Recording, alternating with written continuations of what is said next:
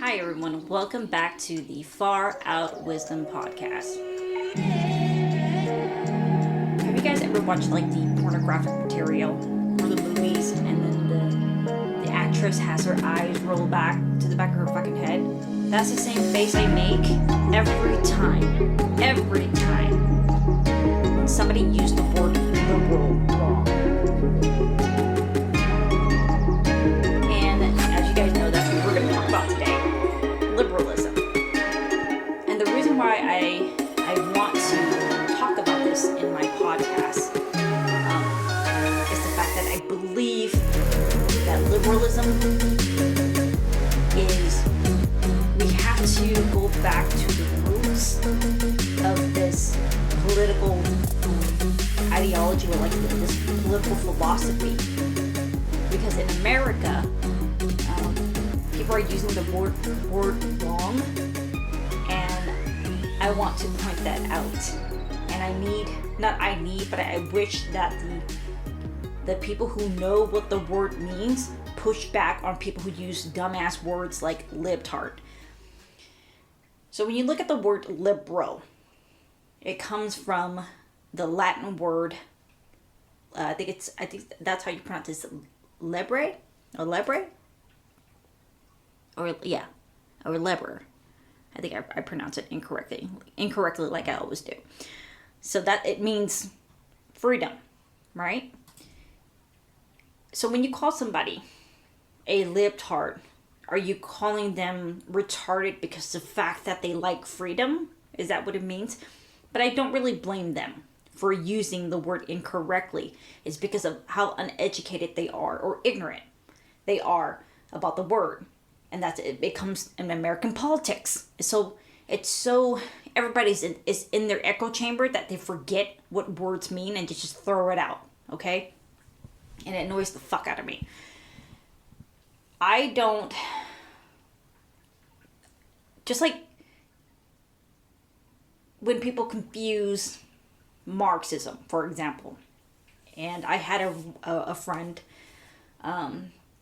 who said, I remember one time we were just having a conversation, and then he was like, I go, do you know that, Marxism has different branches? And he goes, oh, they're all the same. No, they're not, because there's different branches of Marxism as well. Okay?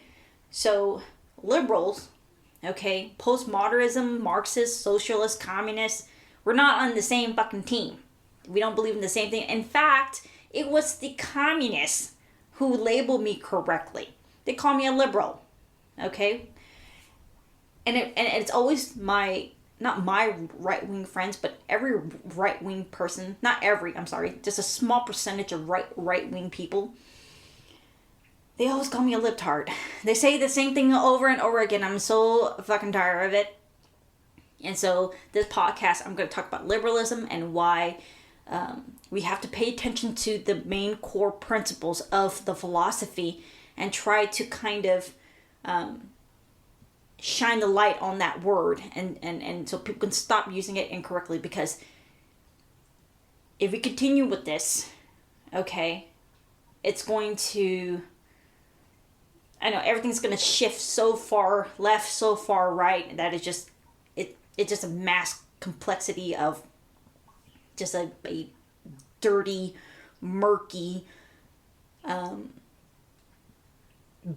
pretty much pot of confused people, okay? And it's just gonna make everybody hate each other and look at each other as the other, and then there's gonna be, I'm not gonna say there's gonna be a civil war, but it's to me, in my personal opinion, it's happening already. But maybe bringing the word or the main core of liberalism will bring it to light and kind of like chill everybody, okay? So, and like I said in my previous podcast, with social media, it really fucks things up.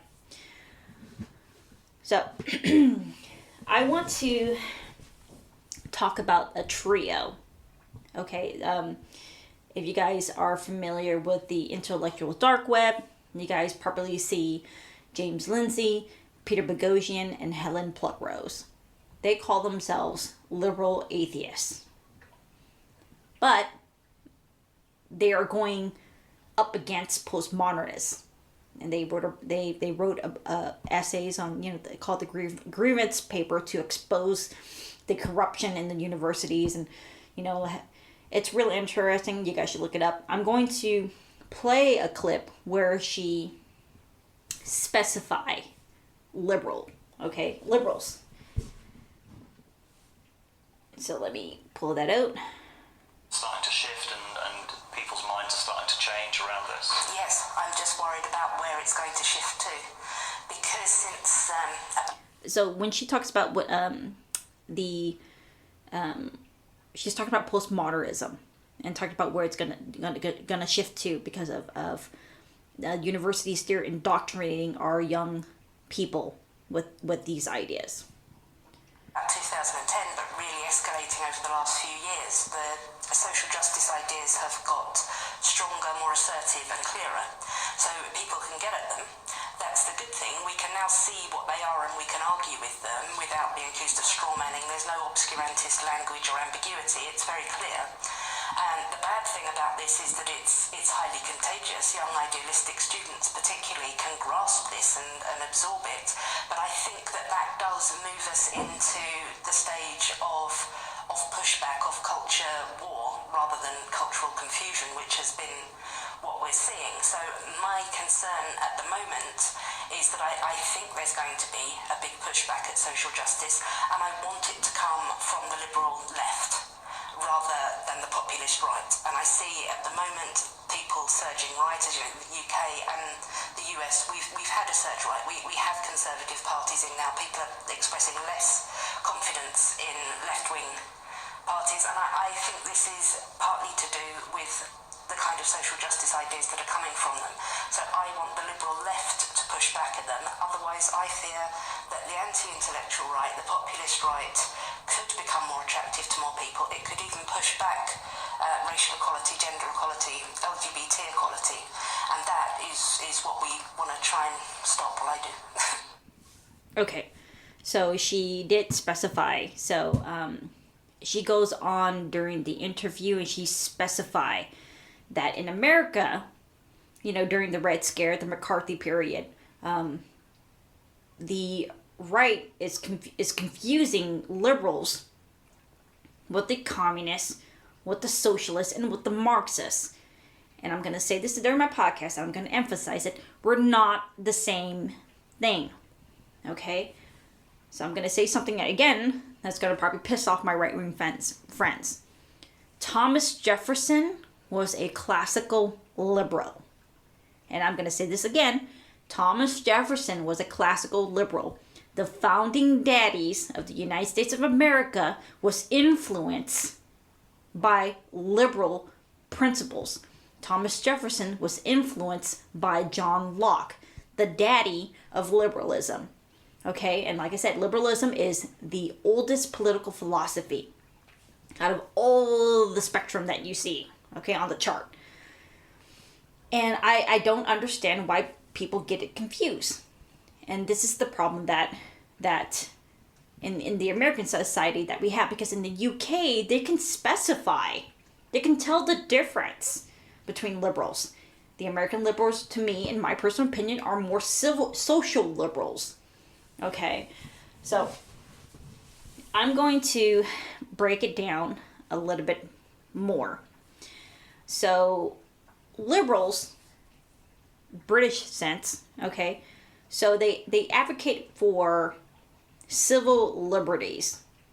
Okay, so civil liberties are freedom of religion. You can believe whatever the fuck you want. You could be a Catholic, you could be a Christian, you could be a Muslim, you could be a Buddhist, you could be whatever you want. Believe in the goddamn spaghetti monster for all I care. Don't care. Freedom of speech. You can say whatever, whatever you want. Of course, there's going to be limitations. Okay, you cannot go to a baby shower and say, hey, I'm going to burn this whole thing down. You can't do that. It's not right. So it's, I guess certain aspects, that's going to be up for debate among liberals. But we do believe that people have the right to freedom of speech. even if the speech it hurts your little itty bitty ears. Okay, I don't want to hear things. A lot of people disagree with me, just like a lot of people might disagree with this podcast, but at the same time, this is my freedom of speech to express myself and my frustration of why people use the word liberal wrong. Okay, freedom of the press. Here in the United States, the freedom of the press it's getting dominated by activists. So it's really fucked up in the United States, okay, when it comes to the politics. But freedom of the press, you can write anything you want to. You can write for a socialist newspaper. You can write for a conservative newspaper, as long as there's a diverse. That's also a bad word. Diverse of information is going to the public. So you can choose whatever you want to read. You can write. If you're a journalist, freedom of the press. People can do interviews. They have to get information and try to give it to the public and try to provide factual reporting as much as possible, and no propaganda from the government, basically, right? Just like you see in China, there's only like one, not one, but like the Chinese, they have their own little news forecast that talks about just the good things about China and ignore the bad things, like the genocide of the Uyghur people. So that's what we're talking about in the United States: freedom of the press, freedom of assembly.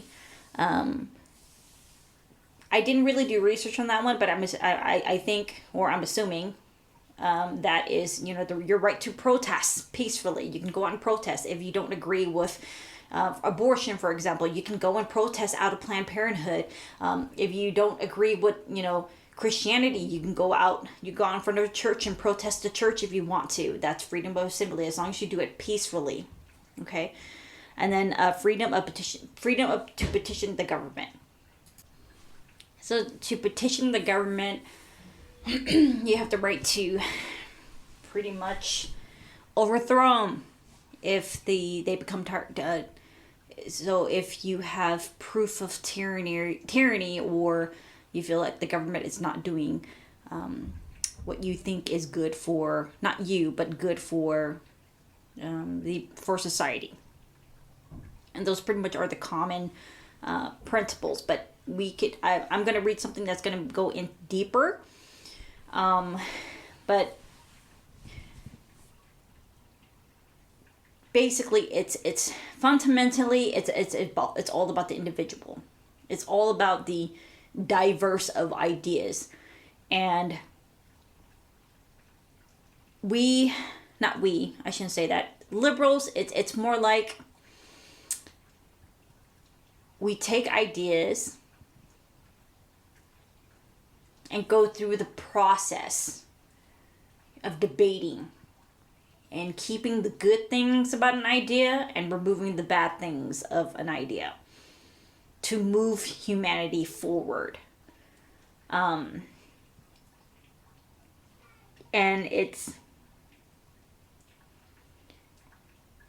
we believe in that society is just a sum of individuals. Okay? And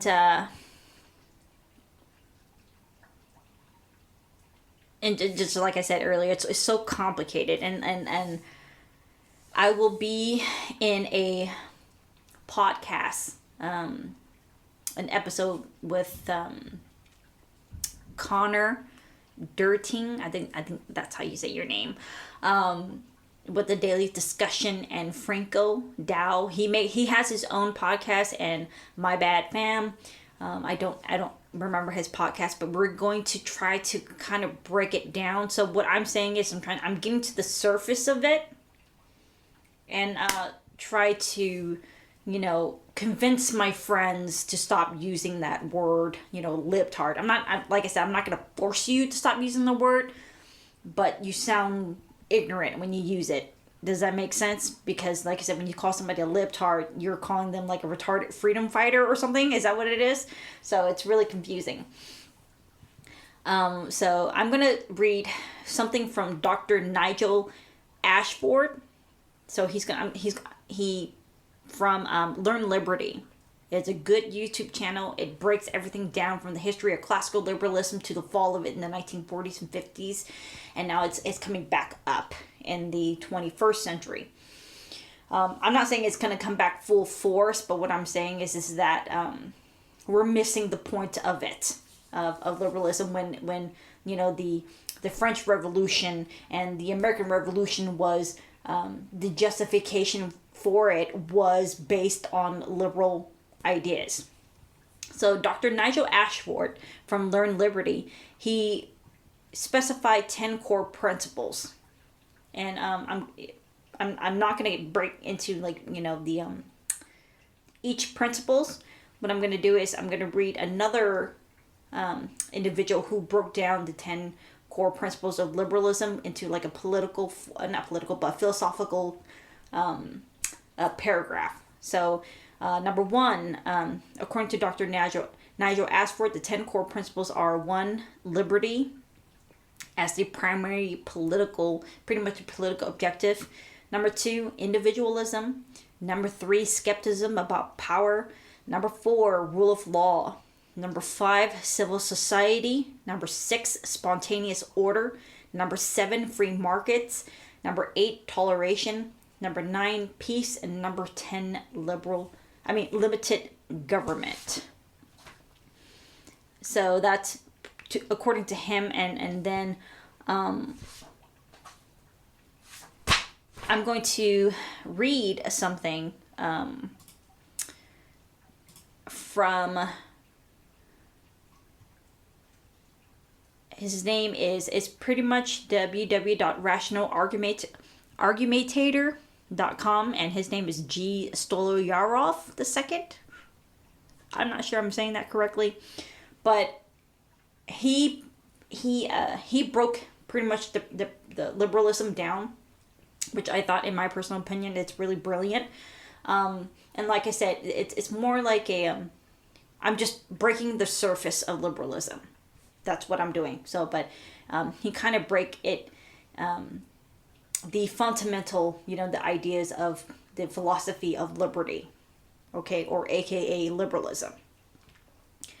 So it's very crucial that we make sure we point this out, and I hope that you guys pass this podcast to one of your right-wing friends or something, or your left-wing friends, and try to, it's like, hey man, stop using this word incorrectly.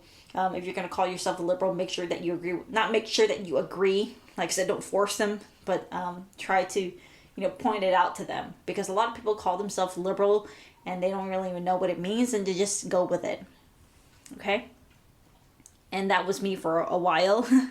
And then I'm like, I was like, hey man, am I really a liberal, or am I a conservative? And then I did a little bit of research. I'm like, yeah, that sounds about right. I'm totally not a conservative, but I get accused of being a conservative from the far left, and I get confused with being a socialist from the far right. So that's, I'm right in smack in the middle of things, and I will never make any friends. So boo-hoo me. So anyways, back to it. So Mr. Stoloyarov, I hope I'm saying this correctly. Ooh, he broke everything down. So, principle 1, the life of each individual is an absolute and universal moral value. No non-aggressive individual's life, liberty, or property may be legitimately sacrificed for any goal. Number 2, every individual owns his body, his mind, and the labor thereof, including the physical objects legitimately obtained through such labor.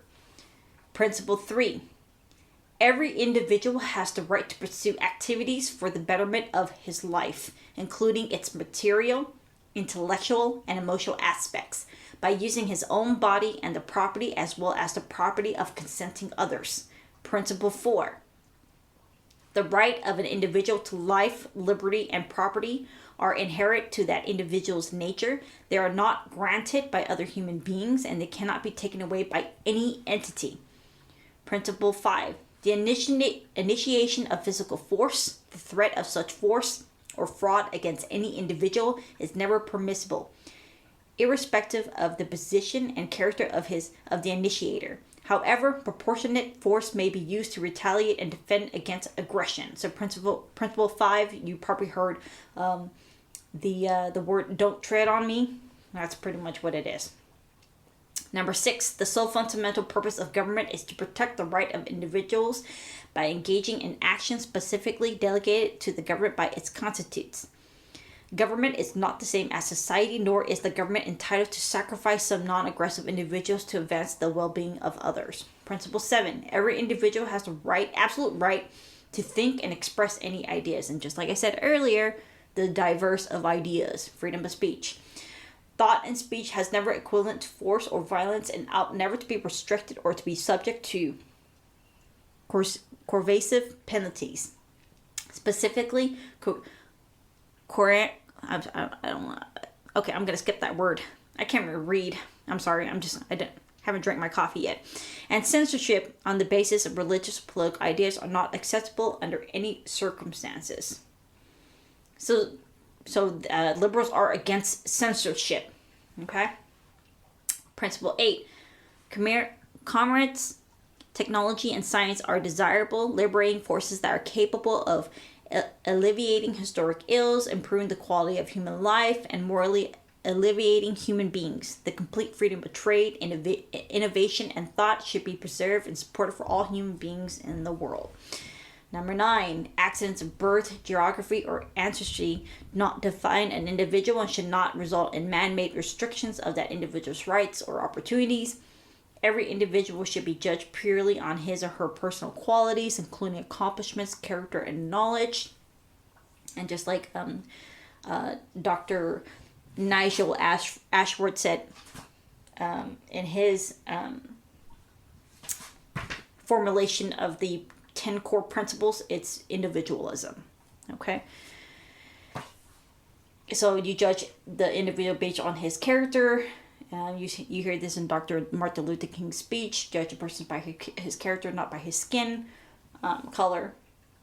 And lastly, principle 10, there are no natural or desirable desire limits to human potential for good, and there is no substantive problem that is necessarily unsolvable by present or future human knowledge, effort, and technology. It is more imperative for humans to expand their mastery of the universe indefinitely and in such a manner, and will reinforce the survival and flourishing of all non-aggressive individuals. And like I said, I'm going to post it in the description below of this 10 principle and the link to it as well. Like I said, not all liberals will agree on certain things, but pretty much the core thing that why I call myself as a liberal is that the diverse of ideas. I really hate echo chambers. And I started to notice that I was beginning to live my own little bubble a little bit. And so I kind of have to break away. If you guys don't know this about me, but I do read news from every source. So I do read the Washington Post. I do read the New York Times. I would say that I do read Salon, so that's far left. Jacobin, that's far left. And then I do read Socialist. There's a socialist newspaper, I forgot the name at the moment, but they write some good stuff. But at the same time, I do read sometimes from Fox News. Sometimes I read the Wall Street Journal, The Nation, the Washington Times. And I love to see everything from multiple perspectives. And in the United States, it's only the right and the left. That's all you say. You're either a Democrat or a Republican. Democrat or Republican. And I really hate that shit. Because our brain, okay, is a magnificent organ, okay? And, you know, we can dream, we can have imagination, and we can do all these things, but then we're limited to two sides only in the United States. It blows my fucking mind. So that's why I really am so fascinated with liberalism, at the fact that John Locke and stuff, they thought about these ideas and they believe it was necessary for each individual to speak up. Now, of course, there's going to be a debate about individualism and collectivism, but liberal principles,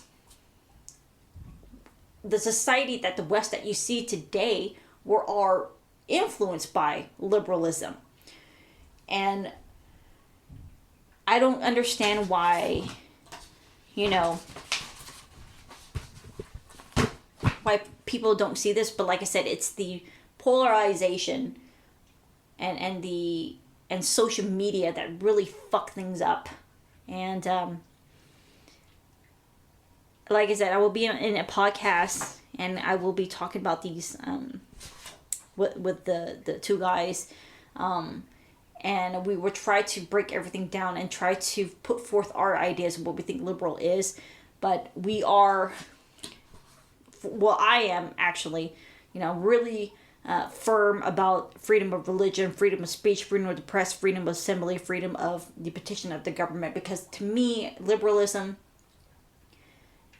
is another way to keep everybody under control and not put too much power on others.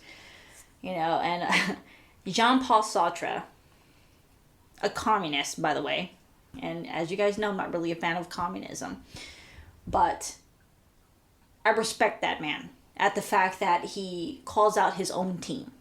But he said that hell is other people, and that's what liberalism does. It keeps us from fucking each other up, okay? And we know this. You know, with the communists, they put too much emphasis that, you know, the good of the people, that everybody is genuinely good. Where in my personal opinion, I believe the right, they put too much emphasis that the people are too dumb. So it's just, and then the liberals, they put both sides, and you know, it's the ability to see multiple sides is what makes us, you know, so advanced in, you know, the, I guess the what's that word? The animals hierarchy. And if we don't, just like Helen Pluckrose said, the liberal left needs to push back, because, you know, the populist right are the ones that, you know, they're going after, you know, the modern left. And yeah, I kind of agree with them at the fact that, you know, what you see the left today in the United States of America, they're fucking psychos, all right? And it's just like, it's just a whole, it's so messed up. And I hope that we, you know, when I get into, I get to break it down with these guys and have other ideas and try to kind of mix everything around, because it's just, it's a whole mess. And we're tearing each other apart. And with me, you know, I firmly believe in the diverse of ideas, because if you do not speak, if you do not think, if you do not use your brain, like I said, this organ that's, you know, you're not going to reach enlightenment. You're not going to reach wisdom. If we are constricted or restricted from talking about ideas, we're never going to reach wisdom. And that's the whole point of it, is to learn as individuals and to pass that wisdom on to other people. As always, guys, stay far out. Bye.